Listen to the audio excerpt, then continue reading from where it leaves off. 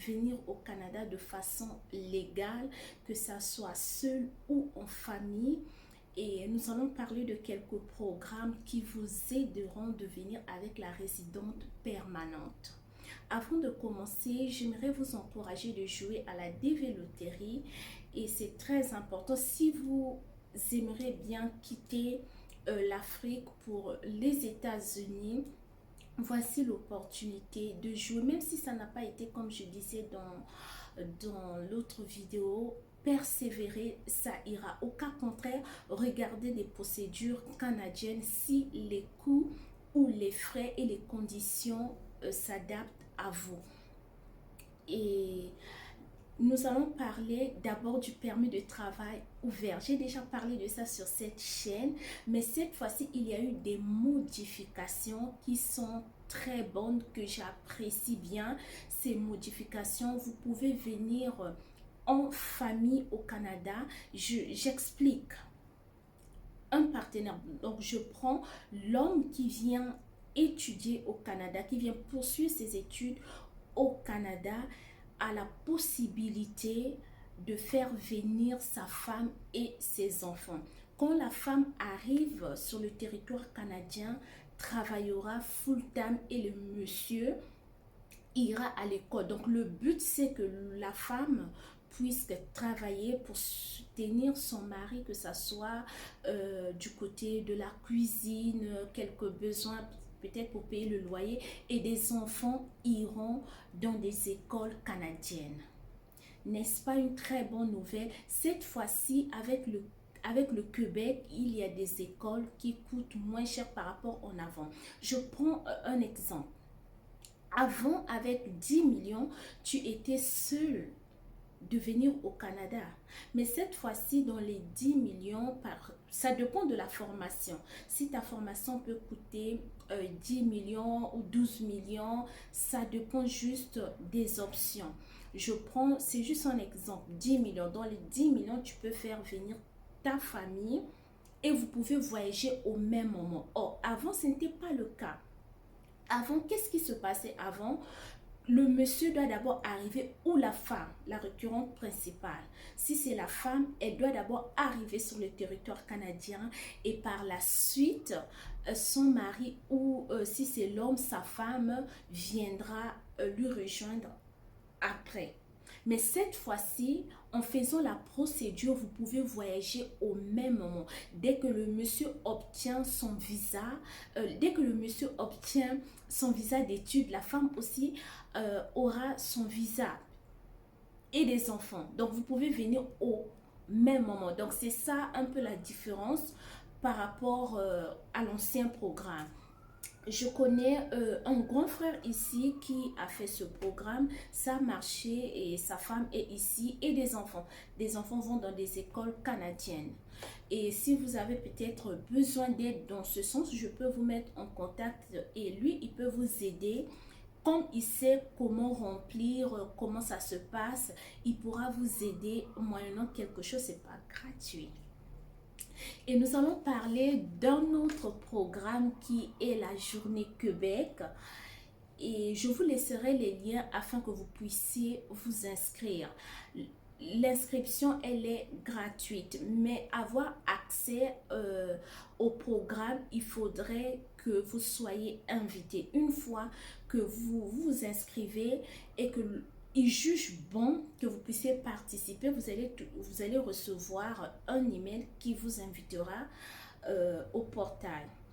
Donc, à Paris, c'est le 17, le 18 novembre. Donc, pour toutes les personnes qui sont à Paris, la date c'est le 17, le 18, le 19. Mais l'inscription se passe maintenant.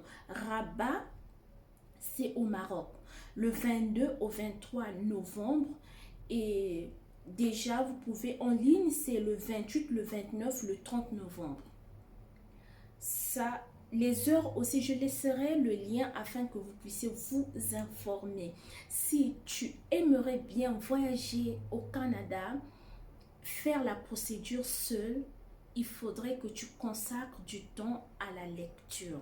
Maintenant, si tu es lésé dans la lecture, tu dois trouver des consultants agréés qui vont t'aider moyennant quelque chose. C'est parfois, ils vont te demander 2 millions, 1 million. Pour moi, je trouve que c'est trop. Si tu as la possibilité, maintenant, si tes moyens te le permettent, pourquoi pas prendre un consultant qui t'aidera à le faire, qui lira à ta place. Et des heures, 9h à 18h. Et je laisserai aussi le lien pour la journée Québec. En dehors du lien de la journée Québec, je laisserai aussi le lien de Destination Canada Forum Mobilité. Donc, je laisserai 2 liens dans la description donc, qui te permettront de lire et de comprendre. Pour la journée Québec, il y a des recrutements pour toutes les personnes qui ont fait des formations en santé comme infirmières. Les pays, ils ont choisi 6 pays. Donc, je cite les 6 pays, je vois ici l'Algérie, je vois le Cameroun et il y a aussi l'Haïti.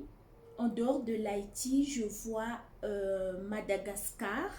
En dehors, je vois aussi le Maroc. Il y a le Maroc, il y a aussi le Sénégal. Voici les pays qui sont sélectionnés pour la journée Québec. Donc, si vous êtes infirmière ou encore assistance sociale, voilà. Voici ce qu'ils ont dit: recrutement Santé Québec, infirmière, soins de santé et assistance sociale. Voilà, voici l'opportunité pour vous de vous inscrire. Ça ne coûte rien. J'aime ce programme parce que vous serez assisté. Donc, ils vont vous aider, que ce soit au niveau des tests linguistiques. C'est eux, ça sera subventionné par eux. J'aime ce programme parce que vous serez assisté au niveau des tests linguistiques qui seront subventionnés. Pour ceux qui iront à l'école, ils auront comme une petite bourse et d'autres qui vont travailler directement. Donc, ça dépend du profil qu'ils vont trouver et de l'entretien. Voilà, donc c'est eux qui jugeront, bon, tel candidat ira travailler directement. Ce candidat-ci a besoin encore des conditions par rapport à la langue.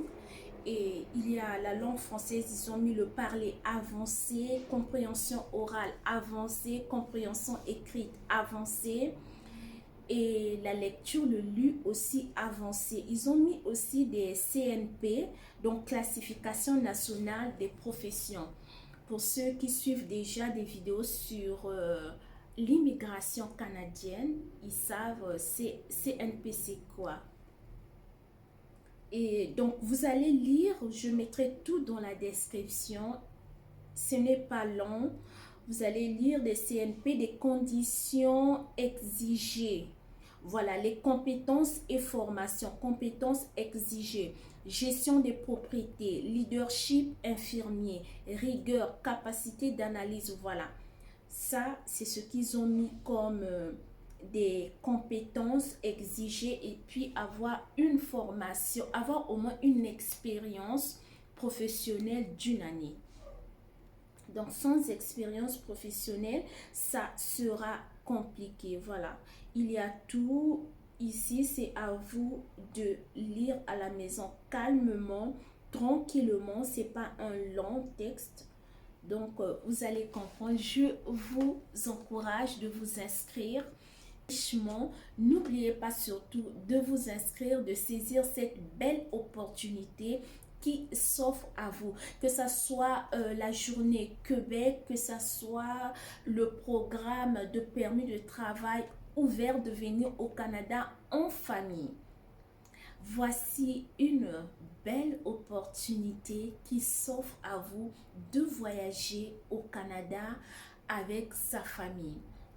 Et j'ai oublié, je voulais aussi parler des visas visiteurs. Cette information qui est très capitale pour toutes les personnes qui ont le visa visiteur, le Canada leur permet de travailler sur le territoire et plus tard faire la demande pour la résidence permanente. Du jamais vu au Canada. C'était juste un simple visa visiteur. Tu arrives au Canada et après tu repars dans ton pays où d'autres personnes demandaient l'asile. Mais cette fois-ci, officiellement, vous pouvez travailler au Canada avec un visa visiteur. Une fois que vous travaillez, vous avez cette opportunité et ça marchera toujours de faire la demande pour le permis, pour l'obtention de la résidence permanente. Voilà pourquoi ne pas aller sur le site, faire la demande du visa visiteur. Si vous avez des moyens qu'il faut. J'aimerais vous donner quelques astuces ou bien quelques conditions pour mettre des chances de votre côté afin que vous puissiez obtenir le visa visiteur.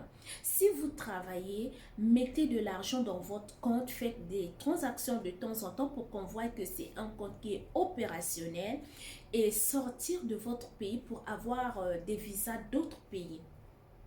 Vous pouvez aller au Maroc, vous pouvez demander aussi le visa de Paris. Si vous avez des moyens, allez à Paris. Vous savez déjà que votre destination, c'est le Canada. C'est juste question d'avoir plusieurs cachets dans votre passeport. Comme ça, quand vous demandez le visa visiteur du Canada, ils vont voir, vous avez la possibilité de repartir dans votre pays, bien qu'ils savent que une fois arrivé au Canada, vous aurez la possibilité de travailler, de demander la résidence permanente. Mais à l'instant où vous demandez le visa visiteur pour le Canada, ayez des cachets des pays étrangers comme la France, comme l'Afrique. Vous pouvez aller à Dubaï, revenir. C'est juste, moi j'appelle ça bosser des cachets. Mais si votre passeport est vierge, vous demandez un visa visiteur, la grâce est toujours disponible, comme on dit, quand le temps de Dieu sonne, personne ne peut l'arrêter. Si le Seigneur, dans son plan parfait, avait dit que vous ferez votre vie à l'étranger au Canada, ça marchera toujours sans cacher. Il y a ceux qui avaient obtenu des visas visiteurs sans qu'il y ait un cachet des autres pays. Le passeport était vierge, mais ils ont quand même eu cette grâce d'avoir le visa visiteur. Donc, pourquoi ne pas tenter votre chance si vous aspirez venir au Canada? Mais si vous avez des très bonnes conditions en Afrique, vos affaires marchent correctement, pourquoi pas rester en Afrique et développer vos entreprises, venir au Canada pour des vacances. Je vous dis au revoir. Que Dieu vous bénisse abondamment et richement.